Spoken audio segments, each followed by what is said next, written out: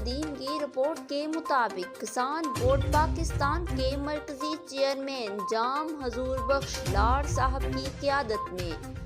Doctor Ali Raza Abbasi صاحب، زرعی general secretary کسان بورڈ بہاولپور محمد فیاض خان بلوچ صاحب،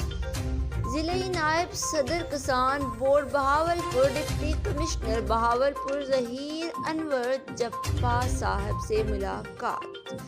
گندم کی خریداری کے حوالے سے تفصیلی گفتگو، شوگر کین اور چولستان کے مسائل اور کسانوں کے دیگر مسائل کے بارے میں تفصیلی گفتگو ہوئی۔